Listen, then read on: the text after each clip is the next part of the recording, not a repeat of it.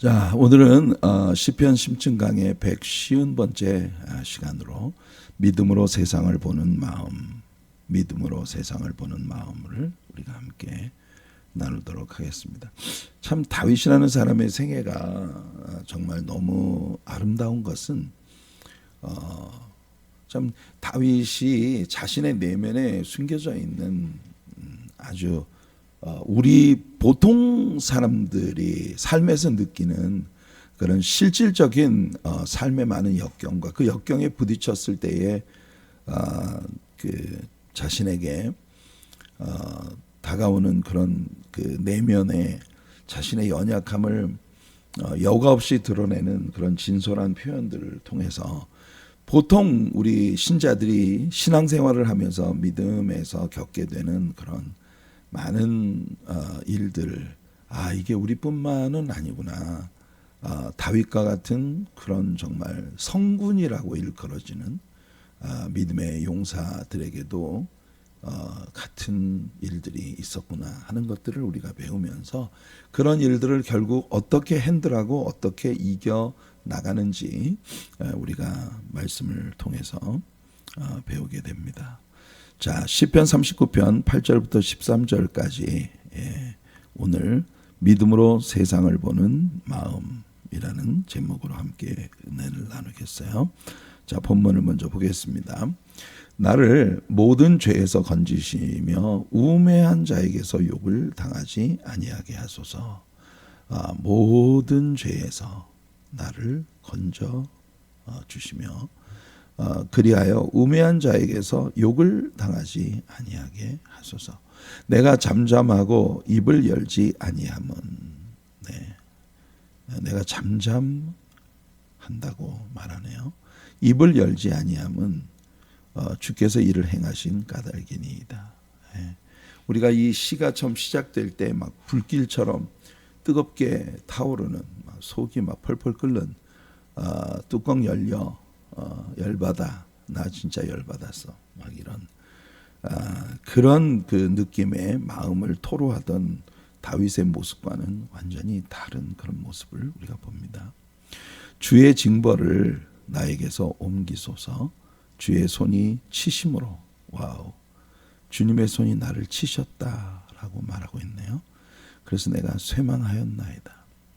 주께서 죄악을 책망하사 사람을 징계하실 때에 그 영화를 좀먹음같이 소멸하게 하시니 조미 쓰는 것처럼 그렇게 소멸하게 하시니 참으로 인생이란 모두 헛될 뿐이니이다. 헛되다. 어제 우리가 함께 나누었던 굉장히 가슴 절절한 그런 단어입니다. 헛되다. vanity, 셀라, stop, watch and listen. 여호와여, 나의 기도를 들으시며 나의 부르짖음에 귀를 기울이소서. 내가 눈물 흘릴 때에 잠잠하지 마옵소서. 결국 여호와 하나님께 기도를 드리고 부르짖고 그리고 눈물을 흘리는 다윗의 모습을 봅니다. 하나님, 잠잠하지 마옵소서. 나는 주와 함께 있는 나그네이며 자신은 나그네예요. 순례자. 그런데 주님과 함께 있는 순례자예요. 순례길을 간다는 것은 굉장히 정처 없어 보이는 그런 삶입니다. 내 모든 조상들이 그러했던 것처럼 나는 떠도는 나그네와 같은 자입니다. 주님이 함께 있다는 것 때문에 내가 이 나그네의 삶을 믿음으로 살아가고 있는데, 내가 주님이 아무 말씀 안 하시고 침묵하고 계시면, 주님이 잠잠하시면 이 외롭고 고독한 나그네의 삶을 내가 어찌 성공적으로 마칠 수가 있겠습니까? 그런 고백이에요. 주는 나를 용서하사 내가 떠나 없어지기 전에 나의 건강을 회복시키소서. 나의 건강을 회복시키소서. 자, 이렇게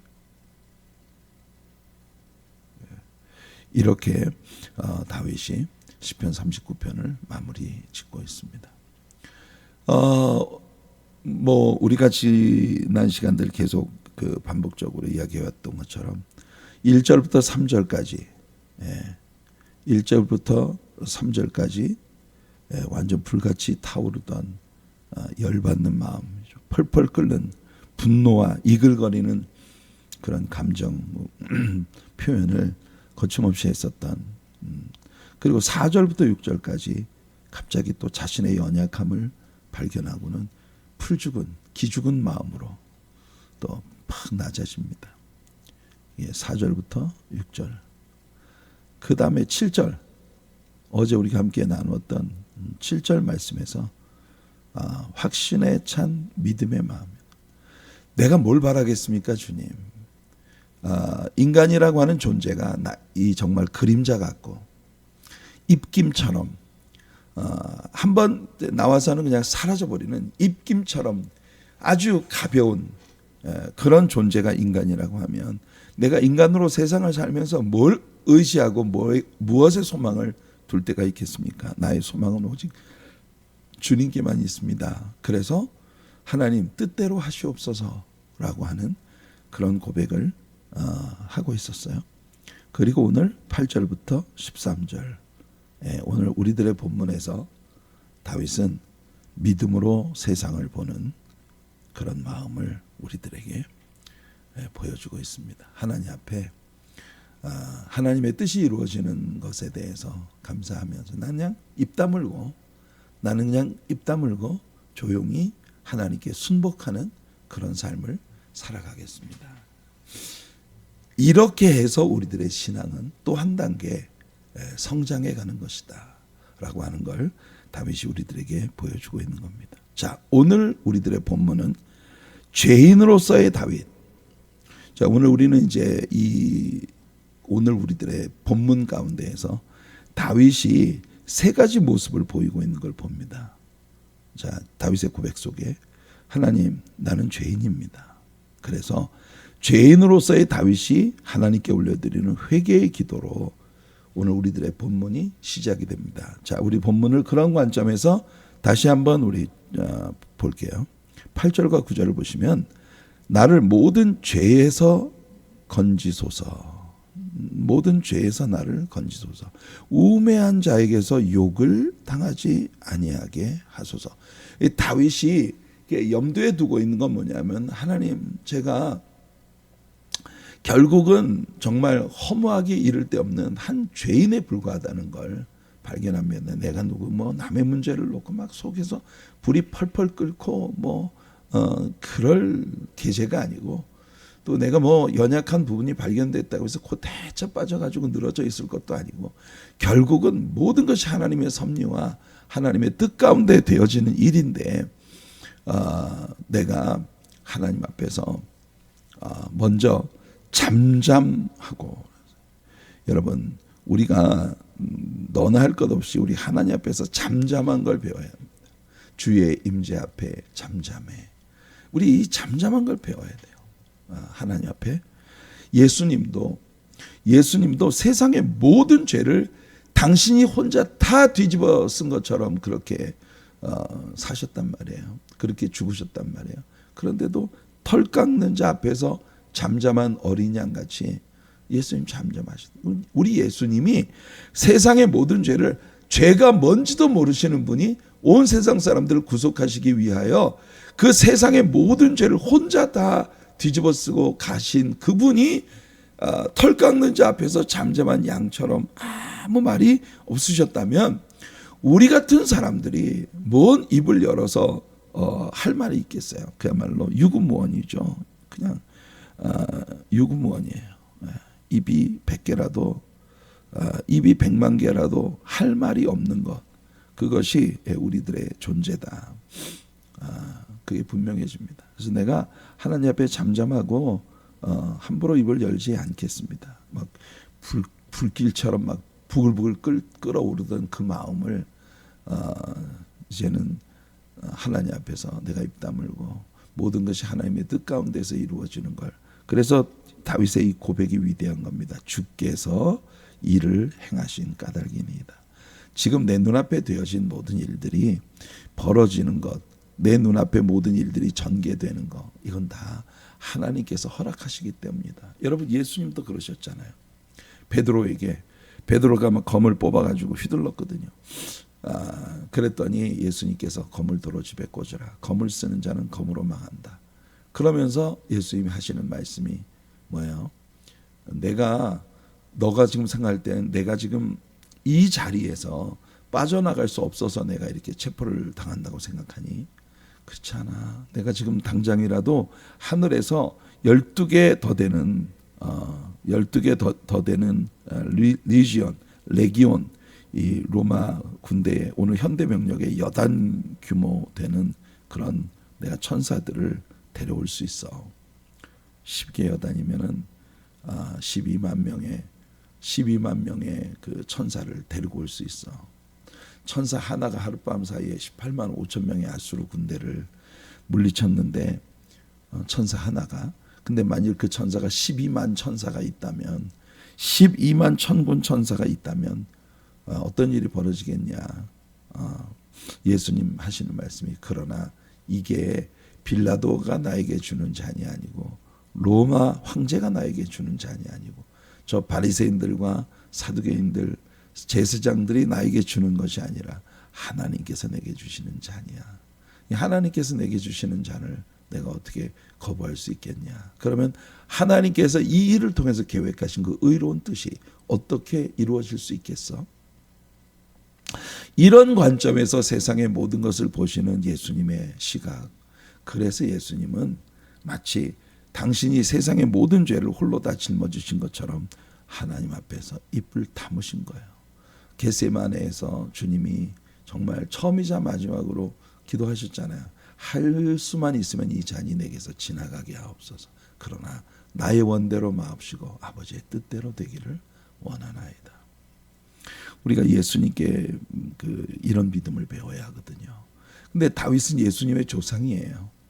그런데도 다윗의 삶 속에 예수님의 모습이 깃들여 있었다는 게 우리들에게 사뭇 신비한 그런 말씀입니다.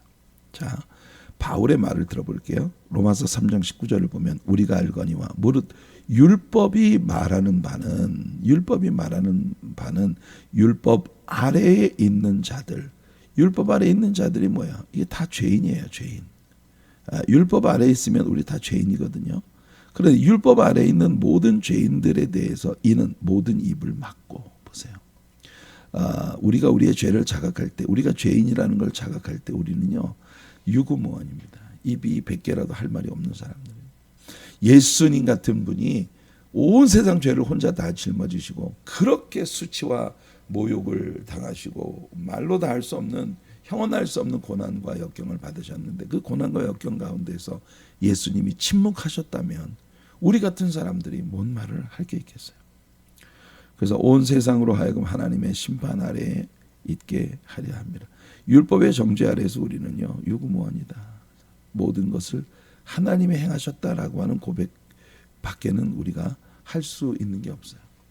그냥 내가 볼 때 불합리해 보여도 일단 하나님이 허락하셨기 때문에 그런 일이 일어난 거예요. 그러니까 하나님은 나는 모르지만 내가 지금 가련하게 생각하는 저 사람의 영혼을 하나님이 지금 다루는 것일 수도 있고, 이런 모습을 보면서 나에게 하나님이 인내를 가르치시는 것일 수도 있고, 그렇잖아요. 그러니까 우리가 하나님의 섭리가 이루어져 가고 있다는 이 큰 폭넓은 그런 이해를 우리 안에 품게 된다면 우리는 다 견딜 수 있고 또 견뎌야 하겠죠. 여러분 아시는 대로 어린 사무엘을 하나님이, 그때가 사무엘이 아마 12살 정도 되었을 거라고 보통 그 이스라엘의 트래디션은 이야기를 합니다. 12살 어린 소년이에요. 제가 지금 손자가 지난 월요일 날 여기 와가지고 또 내일 모레면 갑니다. 그래서 지금 이제 같이 있는데 걔가 10살이거든요. 10살. 그러니까 뭐 저 정도 나이에요. 저 정도의 어린 그 사무엘을 하나님이 밤중에 부르시는 겁니다. 막 낮에 막 그냥 뻘뻘거리고 막 놀고 막 길길이 뛰고 그 에너지가 막 주체 못하잖아요, 그죠? 그러고선 밤이면 잠에 널브러져 있을 그런 아이. 그 어린 나이에 사무엘은 엘리 제사장을 수발들면서 엘리 제사장의 아들처럼 그렇게 데리케이트되어진 그런 모습으로 엘리 제사장을 섬기고 있었어요. 그러니까 이제 이 조그만 꼬맹이가 밤에 잠을 자는데 하나님이 부르시는 겁니다. 세뮤엘. 사무엘이 눈을 뜨고 엘리에게로 달려갑니다. 아버지, 제사장님을 아버지라고 불렀어요. 아버지, 부르셨습니까? 제가 여기 있습니다. 아니야, 나 안 불렀어. 이 녀석 왜 나 지금 겨우 잠들었는데 왜 와서 깨우고 그래, 빨리 가서 누워. 그래서 이제 사무엘이 가가지고 또 눕는 거예요. 혹시라도 눈이 어두운 엘리 제사장이 한밤중에 일어나 화장실이라도 갖고 싶어서 날 불렀을까? 여러분 상상이 안 됩니다. 그 어린 나이에 그렇게 굉장히 관용과 섬김의 의지를 가진 그런 마음을 갖고 있다는 게 너무 예쁘지 않아요? 또 누웠는데 또 하나님이 부르세요. 사무엘아, 사무엘아. 또 가서 묻습니다. 아버지, 저를 부르셨습니까? 제사장님, 저 부르셨습니까? 아니라는데도 이 녀석 왜 이렇게 잠을 못 자게 그래? 이 엘리가 3번이나 똑같은 일이 벌어지는 걸 보면서 생각을 하는 겁니다. 혹시 하나님께서 저 조그만 꼬맹이에게 뭔가를 하고 싶은 말씀이 있을까? 그래서 사무엘에게 인스트럭션을 줍니다. 사무엘아, 가서 누웠다가 또 한 번 너를 부르는 소리가 들리거든. 예, 주의 종이 여기 있나이다. 말씀하옵소서. 이렇게 얘기하렴. 그 어린 사무엘이 지도 얼마나 피곤하겠어요. 3번이나 부르는 소리를 듣고 일어났는데. 그래 가서 누웠어요. 가서 누웠는데 또 음성이 들립니다. 그러니까 엘리 제사장이 시키는 대로 하는 거예요. 얼마나 착합니까? 가르치는 대로 하는 거예요. 그래서 이제 가가지고 누워 있는데 또 하나님 부르시니까 사무엘이 엘리가 가르쳐 준 대로 예, 하나님 종이 여기 있습니다. 말씀하옵소서. 근데 그때 하나님께서 12살 배기 어린애를 앉혀놓고 하시는 말씀이 이스라엘의 장래에 벌어질 어마어마한 하나님, 이스라엘의 죄에 대한 하나님의 심판의 무지막지한 말씀을 그 어린아이에게 하나님이 하시는 거예요. 그러니까 이제 어린 사무엘이 감당하기 어렵죠. 근데 더군다나 하나님의 그 메시지 가운데 자기가 아버지처럼 믿고 따르는 엘리 제사장의 집안에 대한 하나님의 심판의 메시지가 있었거든요. 그러니까 이 사무엘이 막 깜짝 놀라는 거예요. 그 어린아이가 야, 큰일이다. 엘리 제사장님이 이렇게 하나님의 징계를 받게 됐구나. 이런 생각을 하고 있는데 엘리가 사무엘을 부르는 겁니다. 사무엘을 불러서 사무엘아, 하나님 뭐라고 하시더냐? 사무엘이 말을 할 수가 없어요. 아니 엘리 제사장과 2 아들이 다 죽음을 당하고 이스라엘이 하나님께 버림을 받게 되리라고 하는 하나님께서 이 엘리 제사장 집안에 무지막지한 심판을 행하실 것이라고 하는 이런 말씀을 그 어린애가 어떻게 하겠냐고요. 그랬더니 엘리가 하나님이 뭔가 대단한 걸 말씀하셨구나 생각을 해서 사무엘에게 맹세를 시킵니다. 너 하나님이 너에게 말씀하신 걸 자세히 나한테 얘기하고 아무것도 숨기지 말아야 해. 자, 이 말씀이에요. 사무엘상 3장 88절입니다. 거기 보면은 사무엘이 그것을 그에게 자세히 말하고 조금도 숨기지 아니하니. 이 엘리 제사장이 넌 하나님께서 들은 말씀을 나한테 그대로 얘기해야 돼. 그러니까 이 어린 꼬맹이가 하나님이 자기에게 해준 이야기를 조금도 숨김없이 다 얘기했어요.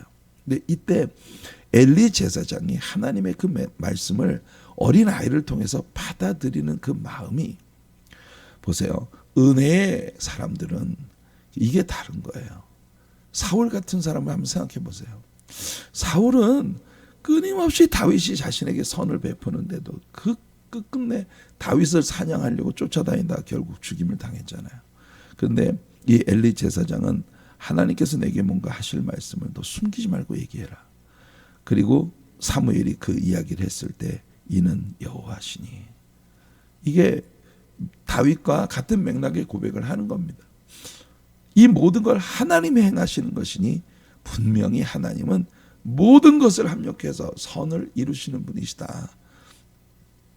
그 선하신 뜻대로 하실 것이니라. 이렇게 하나님의 뜻에 순복하는 그런 마음을 엘리 제사장, 사실 엘리 제사장 때까지만 해도 하나님 앞에 정말 순수한 열심이 있었어요. 그런데 그 아들 홈니와 비느하스가 정말 하나님 앞에 망령되이 행하는 그런 일들을 하고 결국 엘리 집안이 그렇게 몰락하게 되는 걸 우리는 봅니다. 자, 이 시점에서 우리는 하나님께서 다윗을 치셨다라고 다윗이 고백을 하고 있는데, 친다, 이게 그 영어 성경에 보면 스트로크예요. 스트로크. 여러분이 스트로크라고 하는 거는 그 보통 심장마비라든지 아니면은 갑자기 그 몸의 일부분이 쓸 수 없게 그 패러라이즈 되는 그런 일을 겪을 때 우리가 보통 스트로크를 받았다 이렇게 이야기를 하잖아요. 이 여호와께서 치셨다는 말이 스트로크예요. 다윗에게 어떤 모종의 육체에 굉장히 그 충격을 주는 뭔가 아픔이 있었던 모양입니다. 그런데 하나님께서 주신 그 스트로크를 다윗이 느낄 만큼 다윗이 하나님 앞에 무슨 죄를 지었는지 우리는 몰라요. 우리는 성경이 예를 들면 바세바와의 사건 너무 유명하지 않습니까? 그 유명한 사건을 다루는 데 있어서는 하나님이 다윗의 숨겨진 모든 것들을 다 적나라하게 우리에게 들려주셨지만 다윗이 자신의 일생 가운데에서 뭐 그 사건 하나뿐만은 아니죠. 그런데 어떤 문제로 하나님이 그를 치셨는지 그 우리는 몰라요. 하지만 오직 그 우리가 알고 있는 건 뭐냐? 하나님께서 상한 심령의 기도, 상한 심령의 제사를 들으신다는 것을 우리는 다윗의 고백을 통해서 알 뿐입니다. 여러분, 다윗이 하나님 앞에 회개했었던 그 회개의 시편 51편 17절을 보면 하나님께서 구하시는 제사는 상한 심령이라 그랬거든요. 하나님이여 상하고 통회하는 마음을 주께서 멸시하지 아니하시리이다. 이게 자신의 그 죄를 지적하러 온 나단 선지자 앞에서 하나님께 고백하고 있는 말이죠. 신약 성경에서 요한은 이렇게 말합니다. 만일 우리가 우리의 죄를 자백하면 confess, 우리의 죄를 자백하면 그는 미쁘시고 의로우사 우리 죄를 사하시며 우리를 모든 불의에서 깨끗하게 하실 것이요. 우리가 우리의 죄를 주님께 고백하면 주님은 우리의 모든 죄를 사해 주시는 분이시다. 그러니까 이게 우리가 주님 앞에 내 죄를 토설하는 그 마음이 시편 32편을 통해서 우리는 다윗이 그런 죄의 고백을 하나님께 올려드릴 때 얼마나 깨어진 broken hearted 이렇게 말하죠. 상한 심령으로 바치는 그런 제사인지.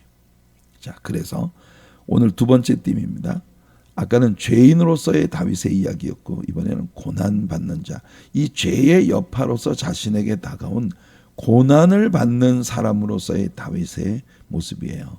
하나님께서 치신 것을 거두어 주시고 나의 병을 고쳐주시기를 하나님 앞에 간절히 기도하는 다윗의 모습이 오늘 우리의 두 번째 본문에 담겨 있습니다. 39편 10절과 11절에 주의 징벌을 나에게서 옮기소서. 주의 손이 치심으로 내가 쇠망하였나이다. 내가 완전히 죽었어요. 기가 죽었어요. 그러니까 하나님 앞에 내 죄를 고백하며 내 모든 주께서 나에게 내리신 징벌을 주님 옮겨주세요. 그리고 스트로크이 내 몸에 하나님이 주신 그 스트로크를 거두어 주세요. 주께서 죄악을 책망하사 사람을 징계하실 때 그 영화를 좀먹음같이 소멸하게 하시니 참으로 인생이란 모두 헛될 뿐이니이다. 여러분, 다윗이 이 말씀을 통해서 고백하는 거, 어제 우리가 잠깐 다루었죠. 본문은 이 말씀들과 연결됩니다. 아까도 언급한 시편 32편에서 주의 손이 취하로 나를 누르시오니 내 진액에 빠져서 여름 가뭄에 마름같이 되었나이다.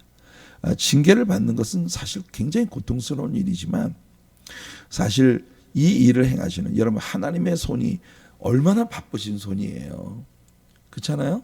하나님이 우주를 지으시고 그 지은 바 되어진 모든 우주를 유지하시는 그런 분으로 하나님이 얼마나 많은 영혼을 다루십니까? 근데 그 많은 영혼을 다루시는 하나님이 특별히 내 목을 이렇게 누르고 계시다. 이게 나에게 하나님이 막 얼마나 집중하고 계시는 그런 사랑입니까? 그래서 우린 여기에서요, 히브리서 기자도 그런 말을 하지 않습니까? 사랑하는 아버지가 자녀를 징계하는 것처럼 우리에게 되어지는 모든 하나님의 그 블레임, 하나님의 어떤 그 꾸중이나 또 이런 모든 것들이 다 여러분 그 리뷰크, 하나님이 나에게 주시는 그런 모든 꾸지람, 이런 것들이 다 우리를 얼마나 하나님이 사랑하시는가 하는 그런 그 뜻이라고 다윗은 받아들이고 있는 거예요.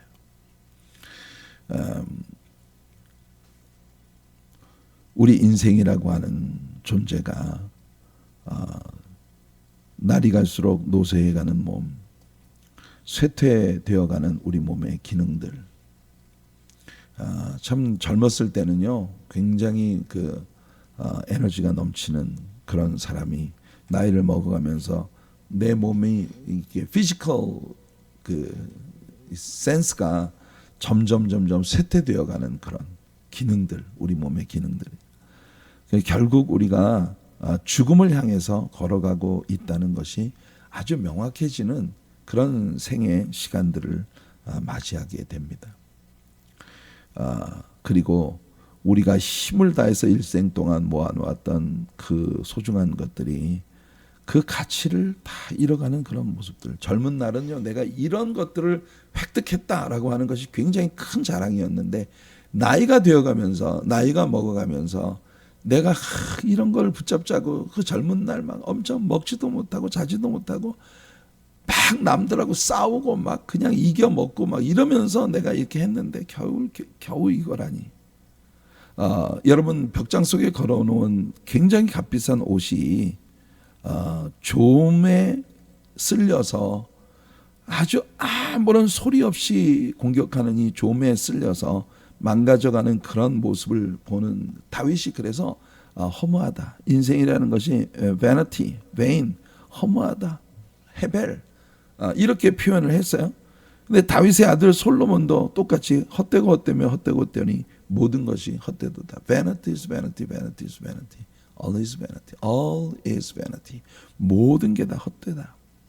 헤벨, 입김처럼 허무하게 사라져버리는 다윗은 자신의 영혼 깊숙이 파고드는 하나님의 말씀으로 자신에게 다가오는 꾸중을 느낍니다. 우리가 하나님의 말씀을 들을 때 이런 느낌을 받는다는 것은 사실 좀 가슴 아픈 일이지만 동시에 큰 사랑을 느끼게 합니다. 여기까지 오늘 하겠습니다. 제가 지금 아직도 여러분들에게 드릴 말씀이 좀 있는데, 오늘은 그 말씀이 굉장히 좀 스피드가 안 나가네요. 그래서 오늘 절반까지만 하고 내일 또 마저 하도록 할게요. 같은 분량을 가지고 말씀을 나누는데 어제는 6시 7분에 끝났는데 지금 13분이 되었는데도 아직도 많이 가야 하는데, 옛날 같았으면 이거 그냥 시간이 뭐 6시 반이 지나도록 다 마칠 텐데 이제 그렇게 하고 싶지가 않아요. 그래서 이제 그 여기까지만 하고 내일 또 나머지 부분을 가지고 여러분과 말씀을 나누도록 하겠습니다.